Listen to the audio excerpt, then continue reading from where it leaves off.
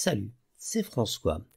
Aujourd'hui, on se retrouve pour Rétro-Passion Automobile et parler de la Peugeot 604, une lionne qui voulait jouer dans la cour des grandes. Au milieu des années 70, cela fait maintenant près de 40 ans que la marque au Lion n'a plus proposé à son catalogue de modèles équipés d'un moteur 6 cylindres.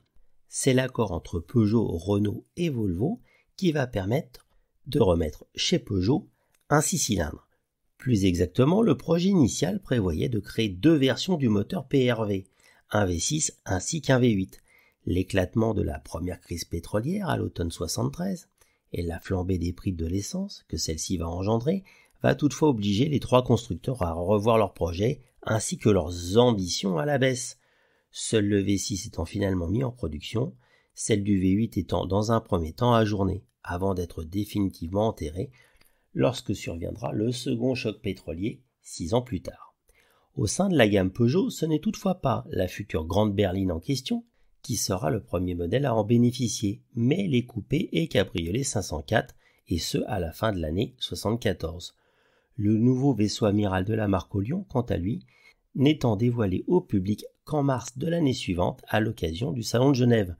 Le public la découvre en même temps que sa cousine et néanmoins rivale, la Renault 30.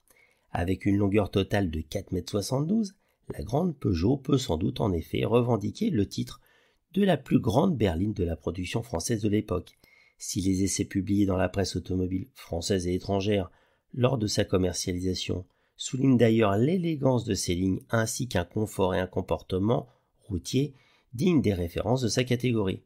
En revanche, là où le bas blesse par rapport à ces dernières, les concurrentes, BMW Série 5 ou Mercedes W123 par exemple, se situe au niveau de la présentation et de la finition intérieure, avec un habitacle habillé de matériaux à l'aspect, comme à la qualité parfois peu flatteuse.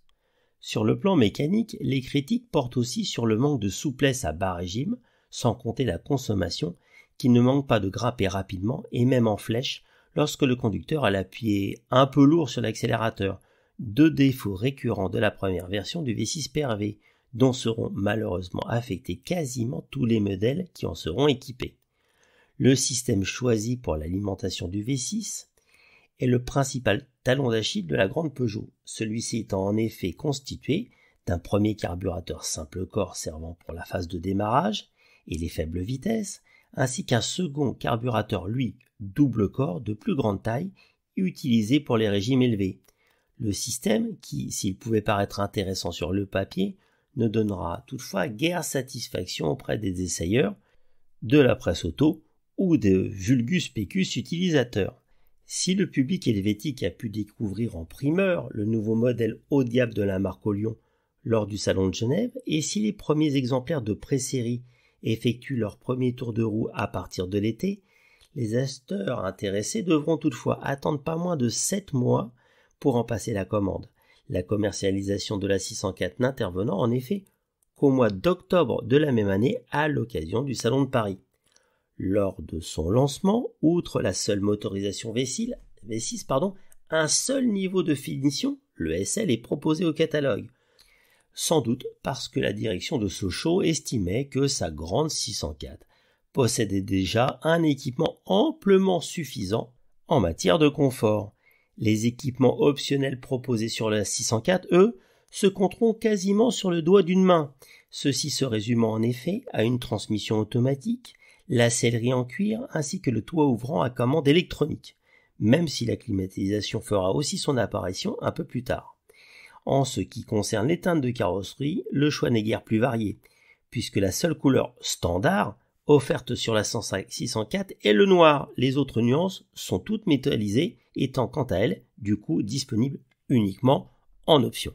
Ce n'est qu'à l'automne 77 que la gamme s'élargit avec l'apparition de la 604 Ti, qui abandonne ici les carburateurs au profit d'une nouvelle alimentation à injection électronique, un Bosch Cagetronic qui, si elle se montre à peine plus puissante, 144 chevaux contre 136 chevaux pour la SL à carburateur, a toutefois l'avantage de limiter l'appétit en carburant du V6 ainsi que d'offrir une meilleure souplesse d'utilisation.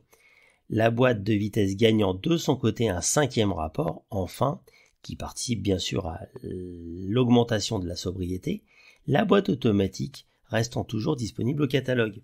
Si la SL quant à elle est toujours disponible, elle se voit cependant réduite au rôle de simple modèle d'entrée de gamme. Sur cette dernière, les vitres électriques avant sont conservées, mais celles de l'arrière disparaissent et apparaissent comme une option, tout comme les vitres teintées et la condamnation centralisée, alors que ceux-ci sont offerts en série sur la TI.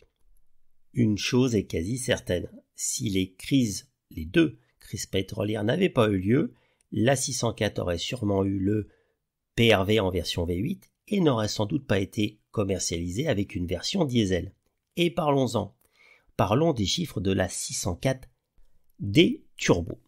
Vitesse de 80 chevaux déjà, 145 à 155 km/h suivant la transmission, à comparer à la 604 STI qui elle avait 144 chevaux et atteignait 185 km/h en pointe. Pas tout à fait la même chose. Si en ces temps de crise énergétique, les versions diesel des grandes berlines, tant sur le marché français que dans le reste des pays européens, tendent à se généraliser, la nouvelle et première 604 diesel possède une particularité qui n'est pas inutile et même importante de souligner. Celle-ci est la première voiture, ou presque, à moteur diesel équipé d'un turbocompresseur. Un seul autre modèle avant elle, la Mercedes 300 SD, présentée 1 an et demi plus tard, y eut droit. Si cette dernière aura la primeur d'inaugurer cette solution technique, qui fera rapidement école, elle était toutefois réservée au marché américain. Quelle surprise! Cette 604 abonnée au régime gasoil doit encore se contenter à son lancement d'une simple boîte à 4 vitesses, bien qu'elle sera très vite équipée d'un 5e rapport.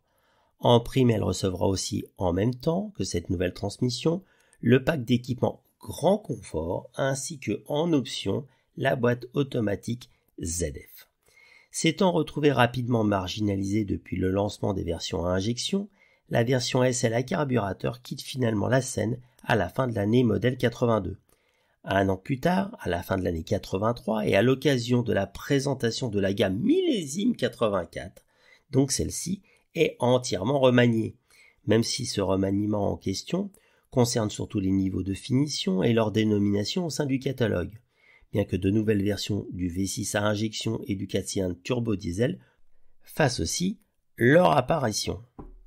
La 604 Ti STI se voit ainsi remplacée par la 604 GTI.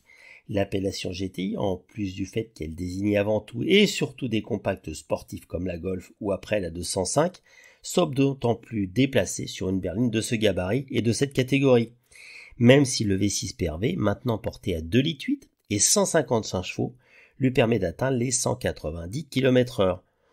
On reste quand même très loin des performances d'une 525i classique ou même d'une BMW M5 de l'époque.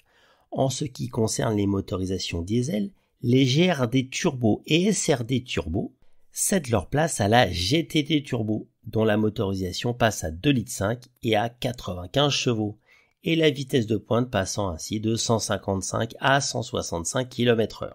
Parmi les autres évolutions que l'on peut retenir et qui permettent de différencier ainsi que de dater les modèles, on peut noter que sur les GTI et GTD Turbo, le remplacement des Michelin TRX par des Pirelli P6 avec des jantes en alliage léger au dessin modifié donne à la 604 une ligne plus agressive.